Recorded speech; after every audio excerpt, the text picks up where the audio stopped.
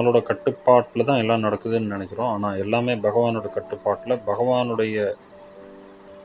பகவானுடைய அனுகிரகத்தினாலே, பகவானோட கட்டுப்பாட்டில் தான் எல்லா செயலும் நடக்குது நம்மளுக்கு. உதாரணத்துக்கு நம்ம உண்ணும் உணவு, அது செரிமானமாகிறதுக்கு தேவையான உஷ்ணம் உடலில் தேவைப்படுது. காற்றுகள் 10 விதமான வாயுக்கள் இருக்குது.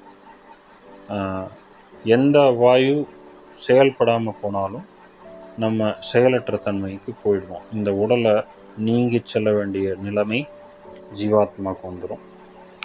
அதனால் இங்கே நம்ம நினச்சிக்கிறது உண்டு, எல்லாம் என்னால் முடியும், என்னால் முடியாதது ஒன்றும் இல்லை அப்படின்னு சொல்லி நம்ம நினச்சிக்கிறது உண்டு. ஆனால் பகவானை சார்ந்திருந்தால் பரவாயில்ல. பகவானை சார்ந்து இல்லாமல் நான் எல்லா விதமான பிரச்சனைகளையும் என்னால் சரி செஞ்சுக்க முடியுங்கிற நினப்பு இருக்கிற வரைக்கும் நம்ம பகவான்கிட்ட சரணடைகிறது அப்படிங்கிற ஒரு கான்செப்டுக்கு நம்ம போகவே மாட்டோம்.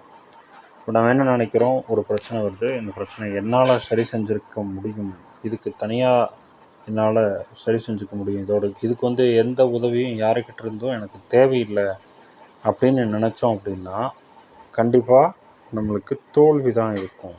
ஏன்னா நம்ம பகவானை சார்ந்து தான் இருக்கிறோம். எல்லா பிரச்சனைக்கும் ஒரே தீர்வு பக்தி தொண்டு, கிருஷ்ண உணர்வில் செய்கிறது மட்டும்தான். அதை தவிர்த்து என்ன முயற்சி செஞ்சாலும் ஒரு குறிப்பிட்ட அளவு வரைக்கும் நம்மளால் செயல்பட்டு பிரச்சனைகளை சரி செய்ய முடியும்.